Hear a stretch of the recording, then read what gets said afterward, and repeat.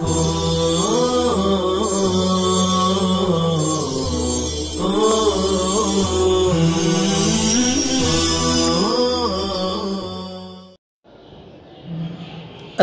علیکم ورحمۃ اللہ وبرکاتہ۔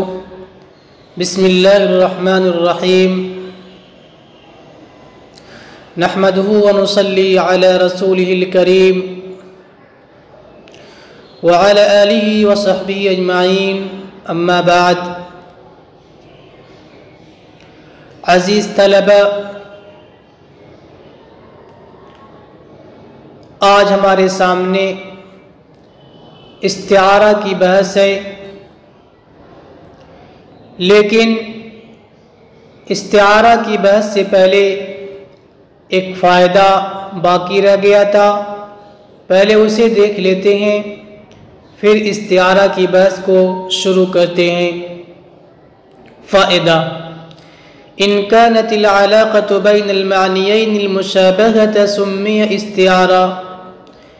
اگر دو معنوں کے درمیان مشابہت کا علاقہ ہو تو اس کو استعارہ کہا جائے گا۔ وَإِن كَانَتِ الْعَلَاقَةُ غَيْرَ الْمُشَابَهَةِ سُمِّيَ مَجَازًا مُرْسَلًا، اور اگر مشابہت کے علاوہ کا علاقہ ہو تو اس کو مجاز مرسل کہا جائے گا۔ فَصَارَ الْمَجَازُ اللُّغْوِي الْمُفْرَدُ عَلَى قِسْمَيْنِ، لہذا مجاز لغوی مفرد کی دو قسمیں ہو گئیں، نمبر ایک استعارہ، نمبر دو مجاز مرسل۔ جی فرما رہے ہیں کہ دو معنوں کے درمیان اگر علاقہ مشابہت کا ہو تو اس کو استعارہ کہا جائے گا۔ دو معنوں سے کیا مراد؟ ایک اس کا جو موضوع لہو والا معنی ہے اور ایک غیر موضوع لہو معنی ہے۔ ایک وہ معنی جس کے لیے کلمہ کو بنایا گیا ہے، ایک وہ معنی جس کے لیے کلمہ کو بنایا نہیں گیا ہے۔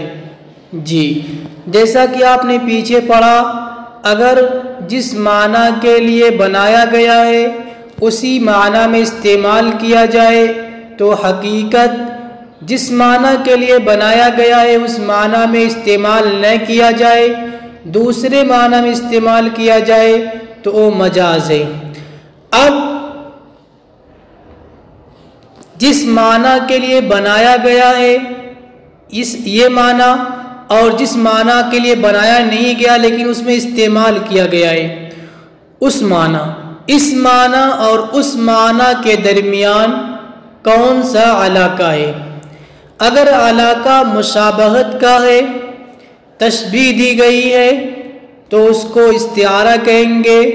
معلوم ہوا کہ استعارہ بھی مجاز ہی ہے، استعارہ بھی مجاز ہی ہے۔ فرق کیا ہے مجاز مرسل اور استعارہ میں؟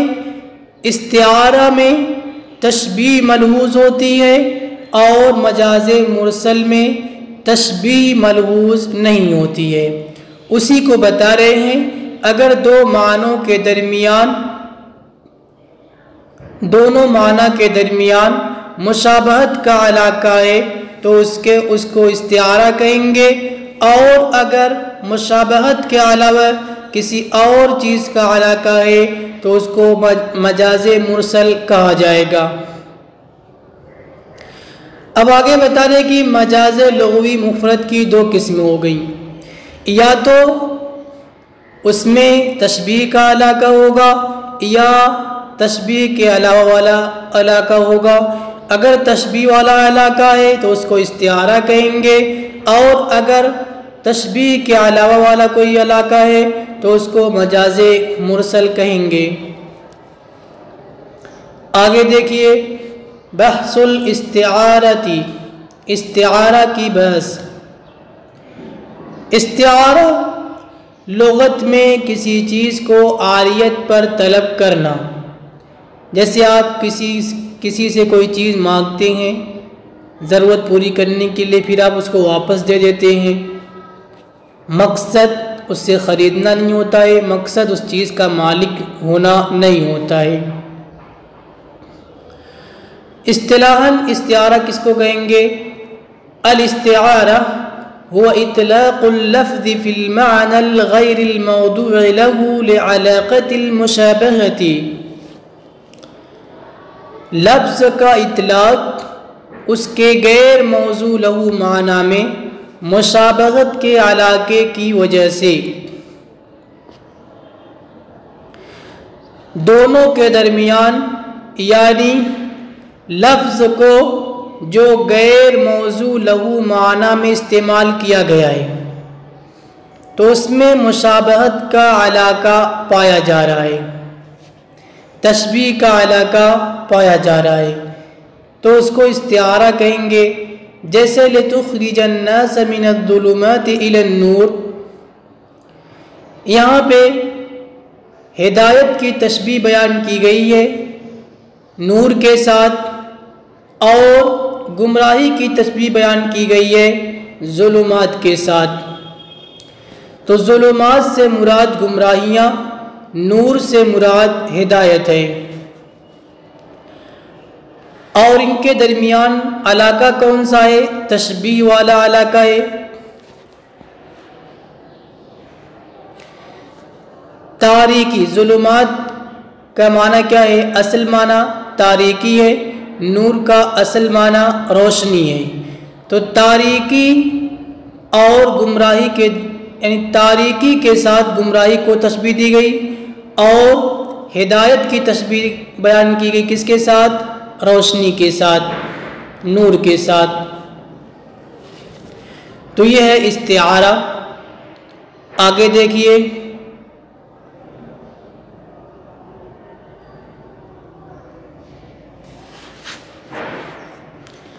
اقسام الاستعارہ۔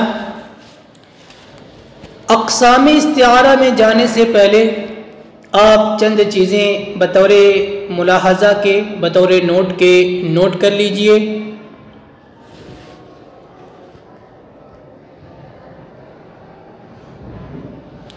آپ نے استعارہ لغتاً اور اصطلاحاً جان لیا۔ لغتاً ایک بار اور سن لیجئے، عاریت پر کسی چیز کو لینا، طلب کرنا۔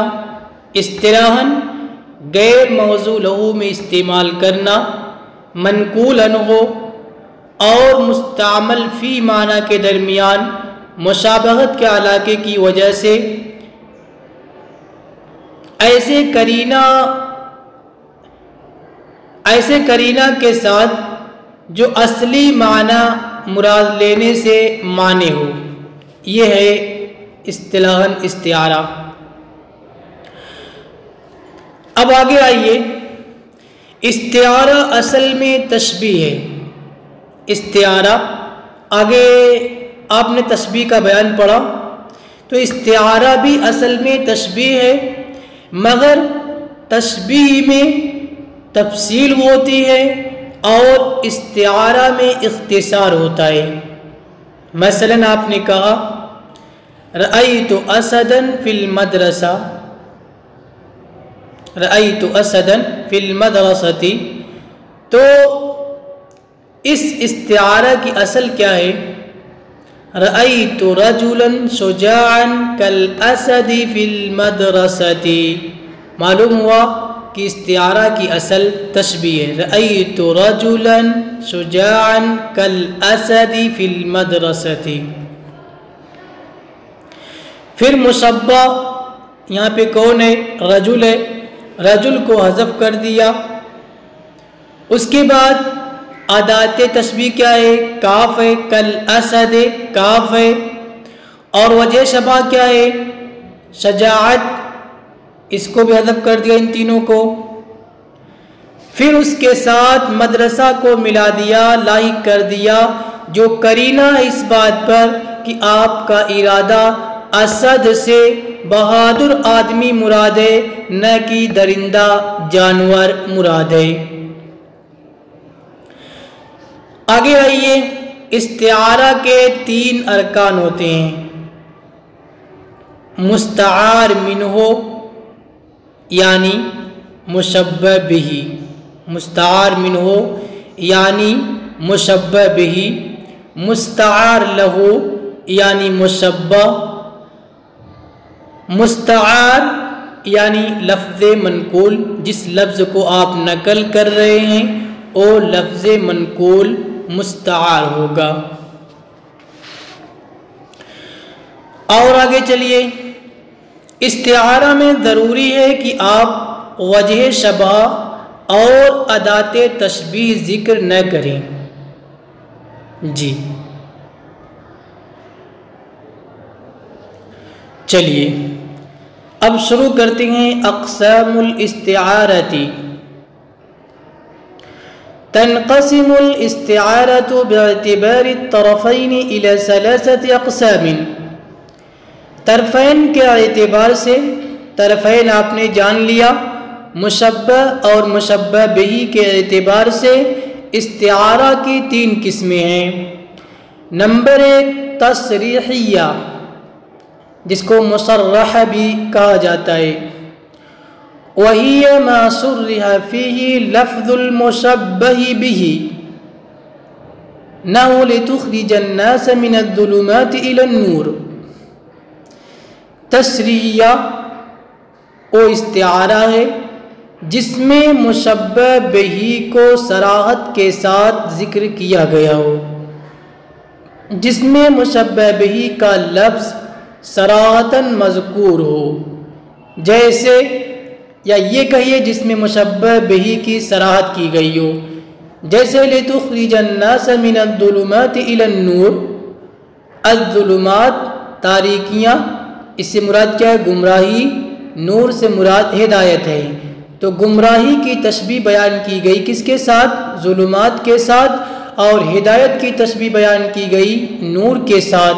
تو ظلمات مشبہ بہ اور گمراہی دلالت مشبہ، نور مشبہ بہ اور ہدایت مشبہ۔ تو یہاں پہ مشبہ بہ کی صراحت کی گئی ہے، مشبہ بہ صراحت کے ساتھ مذکور ہیں، تو اس استعارہ کو تصریحیہ کہیں گے۔ جی یہیں پہ اپنے درس کو ختم کرتے ہیں، انشاءاللہ اگلے درس میں مکنیہ اور تخیلیہ سے متعلق باتیں کی جائیں گی۔ السلام علیکم ورحمۃ اللہ وبرکاتہ۔